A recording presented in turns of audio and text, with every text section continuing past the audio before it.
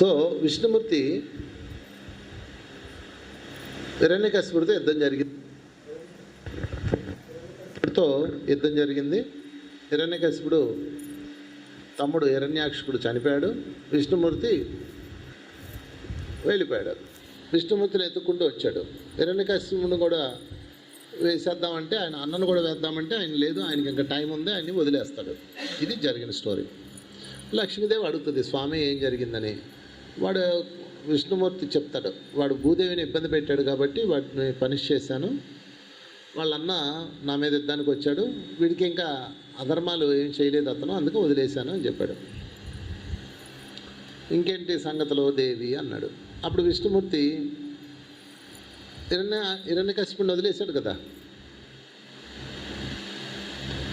హిరణ్యకశిపుడిని వదిలేశాడు, ఇంకా ఆ సంఘటన వదిలేశాడు. ఆయన ఎక్కడ పడుకున్నాడు? విష్ణుమూర్తి ఎక్కడ పడుకున్నాడు? శేషతల్పం మీద పడుకున్నాడు.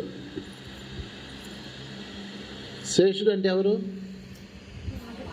సర్పం. సర్పం అంటే కాలం. విష్ణుమూర్తి దేని మీద పడుకున్నాడు? కాలం మీద పడుకున్నాడు. అర్థమైందండి? నిన్న జరిగింది వదిలేశాడు, మొన్న జరిగింది వదిలేశాడు, ఈ క్షణంలో ఉన్నాడు. విష్ణుమూర్తి కాలం మీద పడుకున్నాడు. అర్థం చేసుకోండి, చాలా ఇంపార్టెంట్ పాయింట్ ఇది. ఓకే.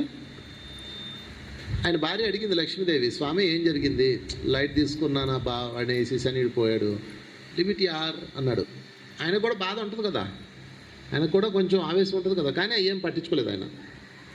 లిమిట్ యార్ అన్నాడు. ఓకే. అంటే మన జీవితంలో ఏదన్నా జరిగిందనుకో, మీరేం చేయాలి? దాన్ని పోరాడాలి, తెలుసుకోవాలి, అయిపోయిన తర్వాత వదిలిపెట్టేయాలి, ఎక్కడిదక్కడ వదిలేయాలి. నిన్నటంటే నిన్నే వదిలేయాలి. నిన్నటి నుంచి పాఠాలు నేర్చుకోవాలి. మనం గత జన్మలో అలా చేసామని ఇప్పుడు ఎందుకు తెలుసుకుంటున్నాం? దాని గురించి పాఠం నేర్చుకోవడానికి. ఓకే. మొత్తం మీద విష్ణుమూర్తి హ్యాపీగా లక్ష్మీదేవితో, దేవి మా అన్నమయ్య రాసిన పాట పాడు అని చెప్పాడు. ఆమె చక్కగా పాటలు పాడుతూ ఆయన పాదాలు ఒత్తుతోంది. ఇద్దరు చక్కగా వైకుంఠంలో ఆనందంగా ఉన్నారు. ఇది ఒక సీన్. దాని పక్కన పెట్టండి. అంటే విష్ణుమూర్తికి అవమానం జరిగింది, విష్ణుమూర్తిని భృగు మహర్షి వచ్చి గుడ్డల మీద తన్నాడు, ఇలాంటి ఎన్నో ఉన్నాయి. ఆయన ఏంది తోడుకోలేదు కదా. అంటే జీవితంలో జరిగిన దుస్సంఘటనల్ని, బ్యాడ్ సంఘటనల్ని అక్కడే వదిలేయాలి. ఇది కీ పాయింట్. అర్థమైందా లేదా? ఇక్కడికి వద్దాం. విష్ణుమూర్తి శత్రువు, అదే విష్ణుమూర్తిని ద్వేషించిన వాడు ఎవరు? హిరణ్యకశిపుడు. ఎందుకు? తమ్ముడు చచ్చిపోయాడు, విష్ణుమూర్తి దొరకలేదు, కసితో రగులుతున్నాడు. సరే, మొత్తం మీద ఎన్నో సంవత్సరాలుగా ఆయనకి పిల్లలు లేరు. లేక ఆయన భార్య గర్భవతి అయింది. లీలావతి ఆమె పేరు. ఆమె ఒక బిడ్డను కంది. ఆ బిడ్డ ఎవరు? ప్రహ్లాదుడు. ఆ ప్రహ్లాదుడు పుట్టడంతోనే నారాయణ మంత్రం శ్రీమన్నారాయణ భజనం అని మొదలెట్టాడు. ఒరే, నేను అసలు విష్ణుమూర్తి పేరు చెప్తేనే నాకు మండిపోద్ది, నువ్వు వచ్చి నారాయణ అంటావురా అని కోపం వస్తారు అది తండ్రికి. ఇప్పుడు మీకు ఇది అర్థం కావాలంటే, చంద్రబాబు నాయుడు గారు ఉన్నారు, ఆయన మనవడు. జగనన్నకి జై అంటే మండదా? అవునా కదా? అదేవిధంగా జగనన్న కొడుకున్నాడు, చంద్రబాబు నాయుడికి జై అంటే ఈయన కోపం రాదా? అలాంటి పరిస్థితి అనమాట. అంటే ప్రతిపక్షం వాళ్ళ పేరు తెలిస్తే కోపం వస్తుంది కదా. ఏకంగా పాటలు పాడుతున్నాడు. ఈ నారాయణుడి పేరు మానిపించమని అనేక ప్రయత్నాలు చేసి ఇక వీలుగాక చంపేయండి అని చెప్పాడు. ఏమండి, లేక పుట్టిన కొడుకుని చంపేయండి అని చెప్పాడంటే ఎంత ఇరిటేట్ అయి ఉండాలా? అవునా కదా? అప్పుడు ఫైనల్గా ఆయన చంపడానికి ప్రయత్నం చేస్తాడు, చంపలేకపోతాడు. లాస్ట్కి నారాయణ ఎక్కడున్నాడు అంటే, ఇదిగో ఎక్కడైతే ఇందుగలడు అంటూ సందేహం అలదు, ఎందెందే ఎతికితే అందెందే గలదని చెప్తాడు. స్తంభాన్ని ఇందులో ఉన్నాడంటాడు, స్తంభం బాల కొడతాడు, ఆయన బయటకు వస్తాడు, వాడిని వేసేస్తాడు. ఇది స్టోరీ. ఓకే. ఇప్పుడు నా ప్రశ్న ఏంటంటే, అంత ప్రియమైన బిడ్డ తనను ద్వేషించే, తను ఏమాత్రం ఇష్టపడిన తన శత్రువుని భజన చేసే తన శత్రువు పేరు జపించే కొడుకు ఎందుకు పుట్టాడు? ఇది ప్రశ్న. ఎవరు చెప్తారు? చెప్పండి, చెప్పరా?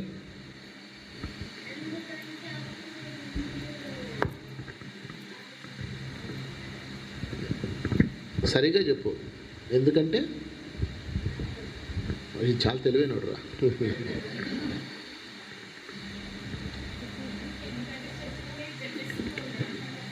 అదే చెప్తున్నావు నువ్వు, అదే చెప్తున్నావా? నువ్వు విన్నావు కదా క్లాసు? కొత్త పాయింటా? కొత్త క్లాసు నీకు ఇది? ఓకే, బాగా చెప్పింది, చప్పలు కొట్టండి, కరెక్ట్. ఎందుకంటే ఈయన నిరంతరం విష్ణువునే స్మరిస్తాడు. ఓకే, మామూలుగా రోజు ఓం నమ శివాయ అంటాడు, నెత్తిన మీద నీళ్ళు పోసుకున్నప్పుడు. ఇప్పుడు శ్రీహరిని ఎలా పట్టుకోవాలి అంటాడు.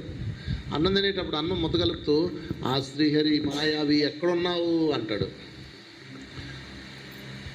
ఈవెన్ భార్యతో ఉన్నప్పుడు కూడా శ్రీహరిని పట్టుకోవాలి, నా తమ్ముడిని చంపాడు, నన్ను అవమానం చేశాడు అని స్మరిస్తూనే ఉంటాడు.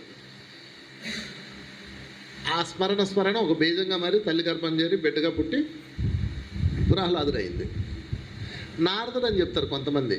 నారదుడు వచ్చి తల్లి గర్భంలో ఉన్నప్పుడు నారాయణ మంత్రం బోధించాడు అందుకని అని చెప్తారు.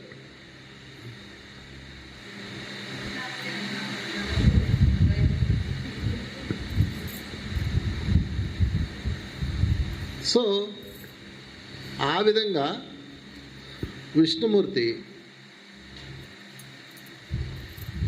పేరు జపిస్తూ తన బిడ్డ జన్మించాడు.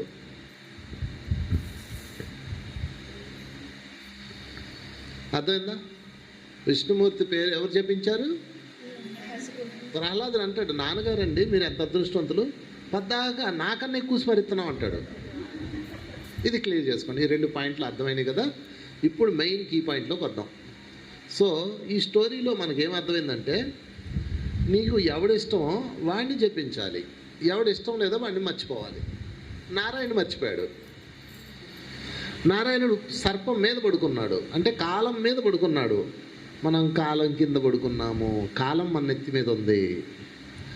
శేషశైలవాస శ్రీ వెంకటేశ శయనించు మాయ్య. ఎలాగా?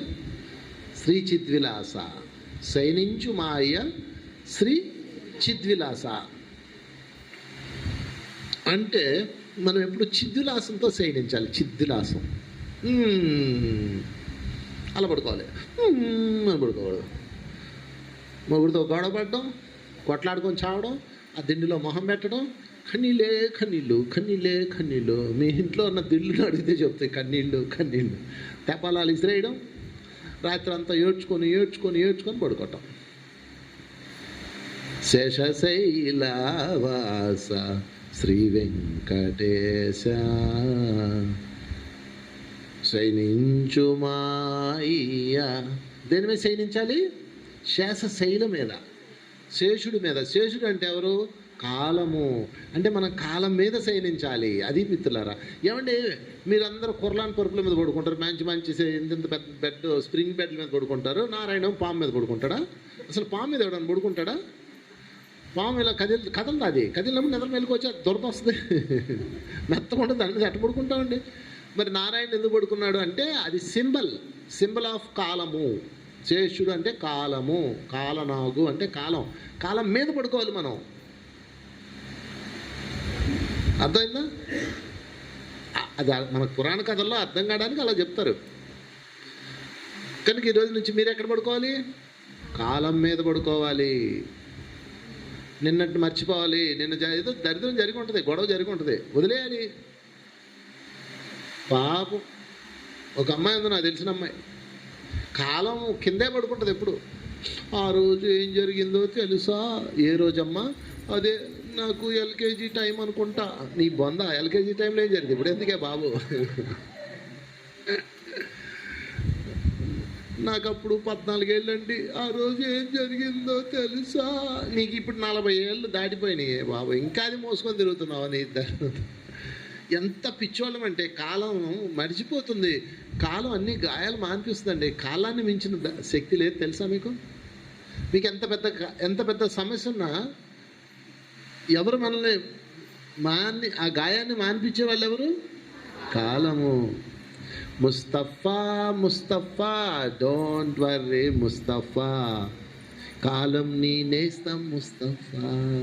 కాలం మనకు అది అబ్బా. కానీ హిరణ్యకశిపుడు కాలంలో ఇరుక్కుపోయాడు, అందుకే ఆయనకి అలాంటి బిడ్డ పుట్టాడు. మీరు కూడా నిన్న జరిగిన సంఘటనలో ఆ దిక్కుమాలిన వాళ్ళని గుర్తుంచుకొని తలుచుకొని స్మరిస్తున్నారు.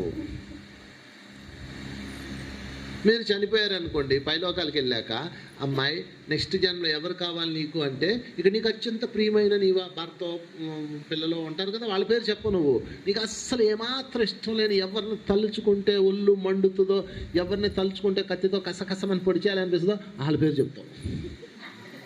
వాళ్ళు నీకు భర్తగాను కొడుకుగాను తిరిగి వస్తారు, వచ్చి కాల్చుకొని తింటారు, వేయించుకొని తింటారు. ఇప్పుడు నీ కొడుకు, నీ భర్త, లేదా నీ భార్య, నీ ఆడపడుచు వీళ్ళు ఉన్నారు కదా, మిమ్మల్ని కాల్చుకొని వేయించుకొని పొడుచుకొని తింటున్నారంటే అర్థం ఏంటి? వాళ్ళు మీ పాస్ట్ లైఫ్లో మీ ప్రియమైన శత్రువు. ఓకే, ఈరోజు క్లాస్ పేరు ఏంటి? ప్రియమైన శత్రువు. చెప్పండి, కావాలా వద్దా? వద్దు బాబు, పక్కనుంటేనే సస్తున్నావు, మళ్ళీ వచ్చే జన్మలో మళ్ళీ వాళ్ళు ఇంట్లో ఉంటారు. పక్కింటి పొల్లమ్మ రోజు నీ గొడవ, నువ్వు చచ్చిపోతా నారాయణ అని చావో, పొల్లమ్మ అని చచ్చిపోతావు. నువ్వు పైకి వెళ్ళగానే అమ్మాయి ఎంత బాగుంది, నీ లైఫ్ బాగుంది, నీకు నెక్స్ట్ జన్మలో భర్తకి ఎవరు కావాలి? పొల్లమ్మ. నారాయణ అనవు. వెంగమామ చనిపోయేటప్పుడు నారాయణ అందే, అందుకే ఆమె నెక్స్ట్ జన్మలో వెంకటేశ్వర భర్తకు వచ్చాడు తెలుసా. గోదాదేవి చనిపోయేటప్పుడు నారాయణ అని స్మరిస్తూ చనిపోయింది. అందుకని ఏకంగా శ్రీవారిలో ఐక్యమైపోయింది. వాళ్ళందరూ ఊరికే వచ్చింది ఏంటి, అదంతా ముందు జన్మలో పునాది వేసుకున్నారు. దాన్ని ఏమంటారంటే పెట్టి పుట్టడం అంటారు. ఏమంటారు? విన్నారన్నమాట? పెట్టి పుట్టడం. పెట్టి అంటే ముందు పెట్టుకొని చావాలి, ముందు పెట్టుకున్నారనుకో తర్వాత పుడతారు. ఇప్పుడు ఇక్కడ తపోవనం వచ్చింది, ఈ నెల్లూరులో ఈ తపోవనంలో ఉన్నాను నేను. ఇది నాకు ఎట్టొచ్చింది? పెట్టి పుట్టాను అంటే నేను ఎప్పుడో పెట్టాను మూట ఇక్కడ, ఇప్పుడు పుట్టాను. మనందరం అలా పెట్టామన్నమాట. అర్థమవుతుందా? కనుక ఏదేమైనా మిత్రులారా, ప్రియమైన శత్రువుని క్లోజ్ చేసేయాలి, ప్రియమైన మిత్రుల్ని అతికించుకోవాలి. కనుక మీ లైఫ్లో కూడా ఎవరైతే ఉన్నారో వాళ్ళందరినీ కాలం కిందకు తోసేయండి, వాళ్ళ మీద కాలం పైకి రండి, మీరు కాలం కింద ఉండకండి. అలా ఉండాలంటే నిన్న సంఘటన వదిలిపెట్టేయండి. నిన్నదో దురదృష్టం వల్ల అలా జరిగింది, ఓకే, వాడికి అర్థం కాలేదు, నేను ఓకే లివ్ ఇట్ యార్ అనుకోండి. ఇదంతా సులువు కాదు వదిలేయడం. పదే గుర్తు వస్తుంది, అది పదే లాగుతుంది మిమ్మల్ని. ఏదైతే మీకు నచ్చలేదో, ఏదైతే నెగిటివో, ఏదైతే బాధ కలిగించిందో అది పదే మిమ్మల్ని లాగుతుంది. అందుకని ఏం చేయాలి? మీకు ఇష్టం లేనిది చూడకూడదు, మీకు ఇష్టం లేనివి వినకూడదు, నీకు ఇష్టం లేనిది మాట్లాడకూడదు. ఇష్టం లేనివి మరి ఏం చూడాలి? ఇష్టమైనవి. ఏం మాట్లాడాలి? ఇష్టమైనవి. ఏం వినాలి? ఇష్టమైనవి. అప్పుడు ఈ మూడు కలిపి నీకు ఒక శక్తివంతమైన వేవ్ లెంగ్త్ తయారవుతుంది. నేను ఎంతోమందిని చూస్తుంటాను, వాళ్ళు వచ్చి వాళ్ళకి ఏది ఇష్టం లేదో అదే మాట్లాడుతుంటారు.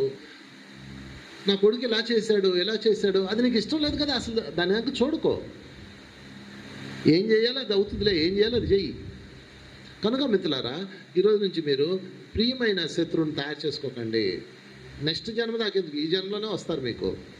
నిన్న జరిగిన సంఘటన వదిలేయండి, నిన్న మొయ్యొద్దు. ఈరోజు కొత్త రోజు వచ్చింది, కొత్త క్షణంలో ఉన్నాం, కొత్త ఈవినింగ్, ఈరోజు కొత్త సాయంత్రంలో ఉన్నాం. పాత చింతకాయ పచ్చడి అది అవతల పారేయండి, కొత్త చింతకాయ పచ్చడి పెట్టుకోండి. కొత్తదనంలో ఉండాలి. నిన్న అలా ఉన్నాం కదా, ఈరోజు ఇలా ఉన్నాం. ఏమంటే నిన్న వేసుకుని బట్టలు వేరేసుకుంటారు మీరు? రోజు ఒకే కలర్ డ్రెస్ వేస్తారా? మరి జీవితం కూడా అంతే, రంగులు వలయం.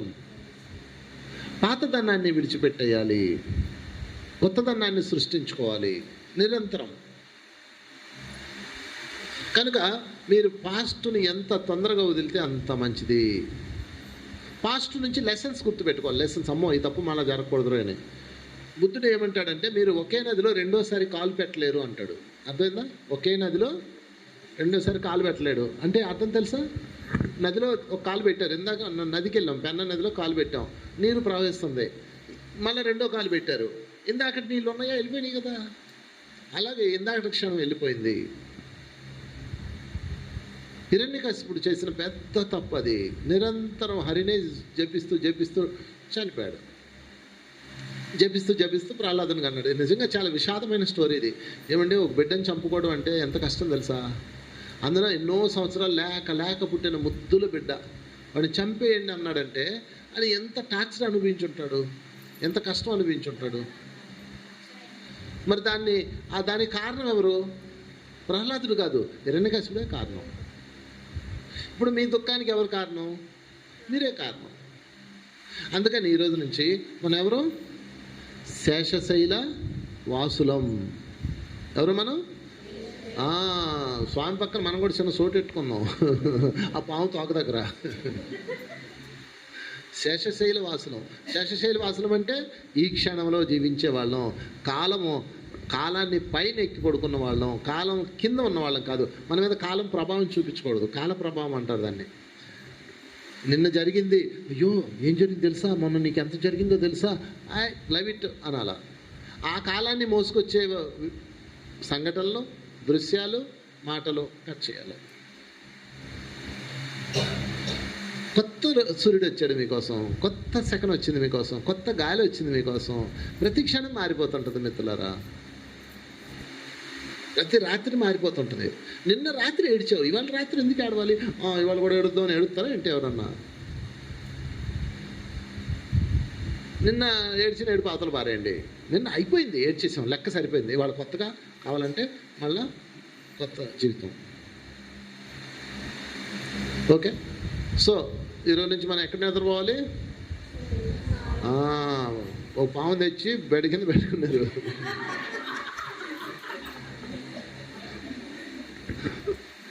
శేషుడు మీద, కాలం మీద ఉండాలి. పడుకునేటప్పుడు ఏం చేయాలి? నిన్నటి గుర్తు వస్తుంది, మొన్నటిది పీకేస్తుంది. అయినా సరే మీరు చెట్టు చేతకూడదు. కళ్ళు మూసుకోవాలి. శ్వాస అన్న గురువు చేయి పట్టుకోవాలి. ఎవరు చేయి పట్టుకోవాలి? శ్వాస అన్న గురువు చేయి ఇలా పెడతాడు, అటు చేయి పట్టుకోవాలి. మళ్ళా అటువైపు అది లాగుతుంది, ఆ సంఘటన లాగుతుంది, ఆ దుస్సంఘటన. అటువైపు చూస్తుంది నీ మనసు, రా అనాలి. ఉచ్ఛ్వాస నిశ్వాస, ఉచ్ఛ్వాస నిశ్వాస. వాడు ఏమన్నాడో తెలుసా మొన్న, అది మొన్న కదా బా, ఇప్పుడు కాదు కదా ఉచ్ఛ్వాస అని. అప్పుడు ఈ శ్వాస గురువు నెమ్మదిగా ఆయన చేయి గట్టి పట్టుకున్నాం అనుకో, గట్టిగా లాక్కెళ్ళిపోతాడు. అప్పుడు అద్భుతమైన రంగుల వలయంలోకి, దివ్యలోకాల్లోకి వెళ్ళిపోతాం. అప్పుడు ప్రతి రాత్రి వసంత రాత్రి, ప్రతి గాలి పైరగాలి, బ్రతుకంతా ప్రతి నిమిషం పాటలాగా సాగాలి. ప్రియా ప్రియా పాటలాగా సాగాలి. ప్రతి గాలి ఒక్కేస్తున్నాను. ఏం గాలి? వేడి గాలి కాదు, అది కూడా పైరుగాలే. పైరుగాలి చూస్తారా? తెలుసా మీకు పైరుగాలి? పైరుగాలి ఎంత బాగుంటుందో తెలుసా? కరెక్ట్గా ఈ టైంలో సమ్మర్లో పైరుగాలి పొలాల మధ్యలోంచి వెళ్తుంటారు కదా, నులివెచ్చగా వస్తుంది అది గాలి. పైరుగాలి అంటారు దాన్ని. కొంత వెచ్చగా ఉంటుంది, కొంత చల్లగా ఉంటుంది, భలే ఉంటుంది. అది కాలాన్ని బట్టి మారిపోతుంటుంది. పైరుగాలి అంటారు దాన్ని. స్మెల్, అద్భుతమైన స్మెల్ వస్తుంది, పచ్చి స్మెల్ వస్తుంది. ఆ పంట ఏదైతే అది మొక్కజొన్న అయితే మొక్కజొన్న, అందుకని పైరుగాలి అంటారు. ప్రతి రాత్రి వసంత రాత్రి. వసంత రాత్రి అంటే ఏంటి చెప్పండి చూద్దాం. కొత్తగా మ్యారేజ్ అయినప్పుడుదా, ఫస్ట్ నైట్ కాదమ్మా. వసంత రాత్రి అంటే ఏంటంటే వసంతం, సమ్మర్లో, అదే సమ్మర్ కాదు, వసంతకాలం.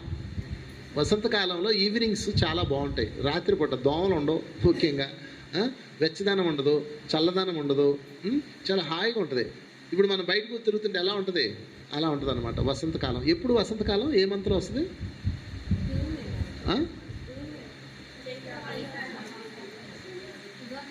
ఉగాది తర్వాత అంతేనా? జూన్ జూలై, ఇది వసంత మాసమే. అయితే ఇప్పుడు మాసాలు మారిపోయినాయిలే.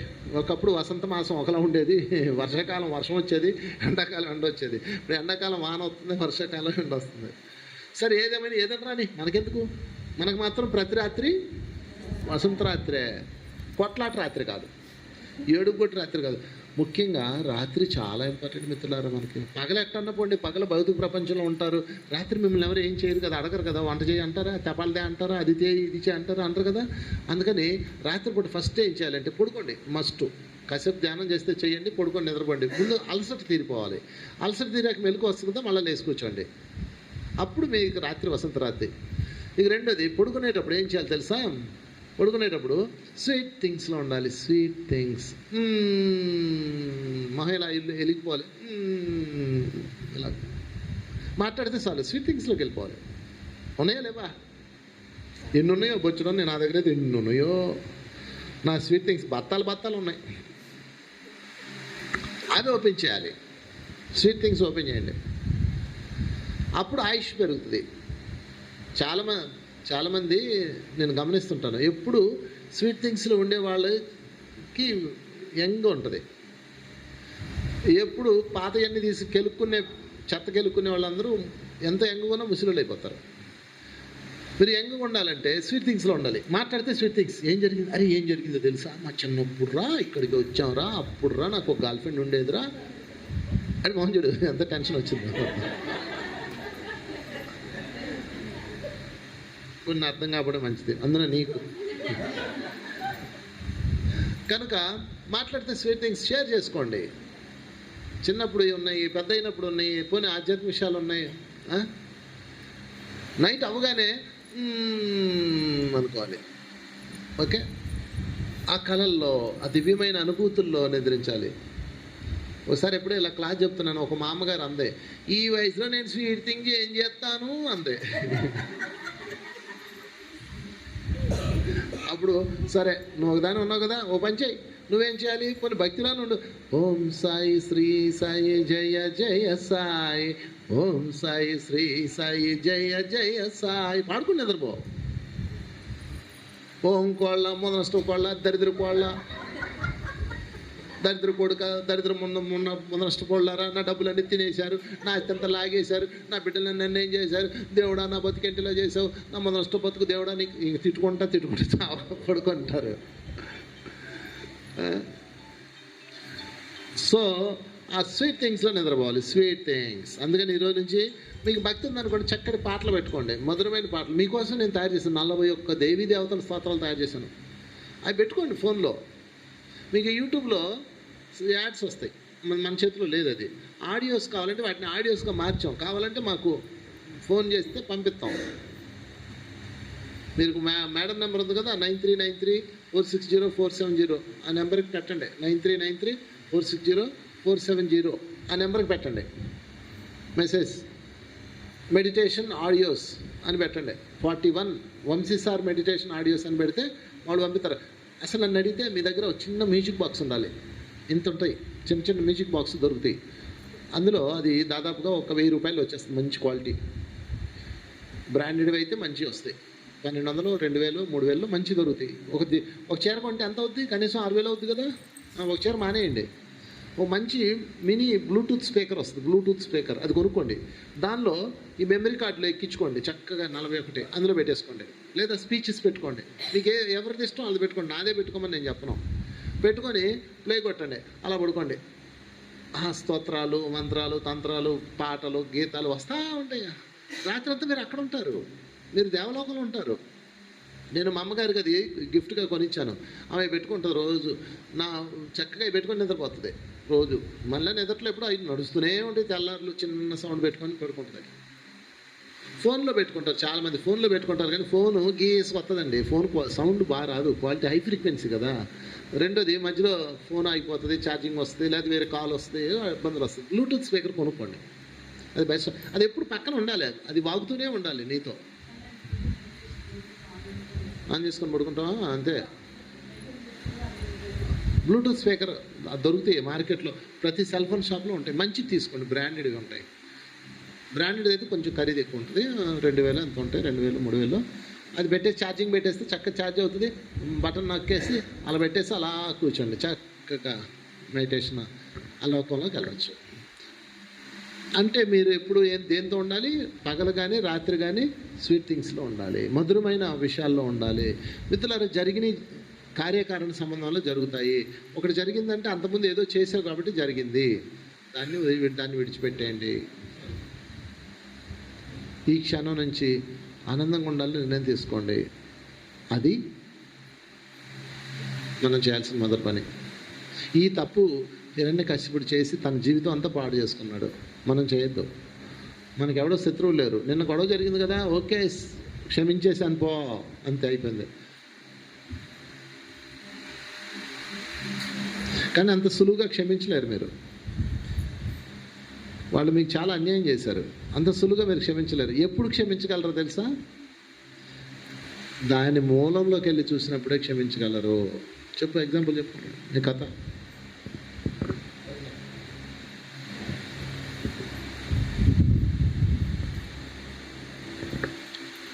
ఒక 7 years బ్యాక్ ఒక ఫ్రెండ్ ఉండేది.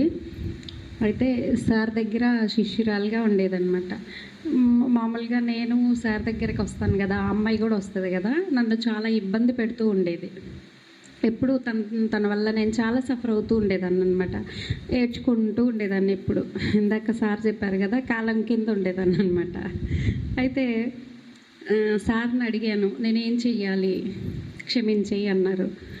అవునా అని చెప్పి ధ్యానంలో కూర్చొని, నువ్వు నన్ను చాలా ఇబ్బంది పెడుతున్నావు, చాలా బాధ పెడుతున్నావు, నిన్ను క్షమిస్తున్నావు అనగానే ఇంకో పక్క నుంచి మనసు లేస్తుంది, దాన్ని ఎలా క్షమిస్తావు, నిన్ను ఎంత బాధ పెట్టింది, ఎంత ఇబ్బంది పెడుతుంది, దాన్ని ఎలా క్షమిస్తావు అని ఏడ్చేస్తుంది మనసు. సార్తో చెప్పాను, ఒక 3-4 రోజులు ట్రై చేశా, సేమ్ స్టోరీ. నా వల్ల కావట్లా, నేను క్షమిస్తున్నాను పో అనగానే మనసు ఇట్లేసేస్తుంది. సార్ని అడిగితే, సరే నిన్ను ఇప్పుడు అమ్మాయి బాధ పెడుతుందంటే అంతకుముందు నువ్వు బాధ పెట్టుంటావు కదా, దాన్ని తెలుసుకో అన్నారు. మార్నింగ్ చెప్పాం కదా, కర్మ ధ్యానం చేయడం, ఆ ప్రాసెస్ చేసి నేను కర్మ చూసుకున్నాను, తనతో ఉన్న కర్మ చూసుకున్నాను. అప్పుడు అర్థమైంది, ఆ అమ్మాయి నన్ను పెడుతున్న బాధ చాలా తక్కువ, నేను ఆ అమ్మాయిని పెట్టింది చాలా ఎక్కువ. ఇప్పుడు నాకు ఈజీ అయిపోయింది. ధ్యానంలో కూర్చొని, నువ్వు నన్ను ఇబ్బంది పెడుతున్నావు, అయినా నేను నిన్ను క్షమిస్తున్నాను పో అనుకుంటున్నా. అప్పుడు మనసు అలా ఎలా అంటావు అనగానే, గతంలో నువ్వు ఎంత చేసావు, మనకి లీడ్ దొరికింది కదా. అలాగా క్షమిస్తున్నాను పో అని చెప్పి ఇక్కడ ఇప్పుడు ఇబ్బంది పెడుతుంది కదా, ఆ అమ్మాయిని క్షమిస్తున్నా. ఆత్మలో గతంలో అమ్మాయిని బాధ పెట్టాను కదా, అందుకే కదా అమ్మాయి ఇలాగుంది. సో ఆ అమ్మాయి ఆత్మను పిలుచుకొని క్షమాపణ అడుగుతున్నా. 2 చెయ్యాలండి. మనల్ని ఇక్కడ ఇబ్బంది పెట్టే వాళ్ళని రిలీజ్ చేయాలంటే 2. ఇక్కడ బాడీ ఉంది కదా, బాడీతో మనల్ని ఇబ్బంది పెడుతున్న వాళ్ళని క్షమ ఇవ్వాలి, క్షమిస్తున్నాను పో అని చెప్పాలి. గతంలో వాళ్ళని బాధ పెట్టాం కదా, దానికి వాళ్ళ ఆత్మని ఇన్వైట్ చేసుకొని, గతంలో నేను నిన్ను ఇబ్బంది పెట్టాను, నన్ను క్షమించు. అక్కడేమో క్షమ అడగాలి, ఇక్కడేమో క్షమ ఇవ్వాలి. ఈ 2 చేయడం వల్ల ఏమైందంటే, కొన్ని రోజులకి ఆ అమ్మాయి రావడం మానేసిందండి.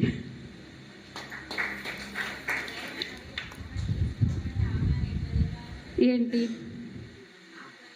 ఆమె జస్ట్ ఆమె రూపం తెలుసు కదా మీకు, ఆమె పేరు పెట్టుకొని, ఇదిగో పలానా ఆత్మని నేను ఇన్వైట్ చేసుకుంటున్నా అని ఆమె మీ ఎదురుగా కూర్చొని ఉన్నట్టుగా భావన చెయ్యండి. భావనే సృష్టి. ఫర్ ఎగ్జాంపుల్, మీ హస్బెండ్ ఆత్మని పిలవాలనుకున్నారండి, కళ్ళు మూసుకోండి, నా హస్బెండ్ ఆత్మగారు ప్లీజ్ నా ఎదురుగా రండి అని చెప్పి ఇన్వైట్ చేసుకోండి. ఆయన రూపాన్ని ఊహించుకొని ఎదురుగా కూర్చొని ఉన్నట్టుగా భావన చేయండి, అంతే. సింపుల్. ఓకే. ఇలాగా క్షమ ఇవ్వడం, క్షమ అడగడం, ఈ 2 ఎప్పుడైతే చేస్తామో అప్పుడు ఏదైనా జరగచ్చు. అవతల వాళ్ళు మారిపోవచ్చు, అంటే మంచిగా మారిపోయి మనతో మంచిగా ఉండొచ్చు, లేదా మన లైఫ్లో నుంచి వాళ్ళు వెళ్ళిపోవచ్చు, లేదా వాళ్ళు ఇబ్బంది పెడుతున్నా సరే మన మీద ఎఫెక్ట్ ఉండకపోవచ్చు. ఓకే, ఏదైనా జరగచ్చు. అయితే ఈ విషయంలో అయితే తనకి నాకు ఇంకా కనెక్టివిటీ పోయిందనమాట. అమ్మాయి రావడం మానేసింది కొన్ని కారణాల వల్ల. సో ఇప్పుడు నాకు ఆ ప్రాబ్లం లేదు.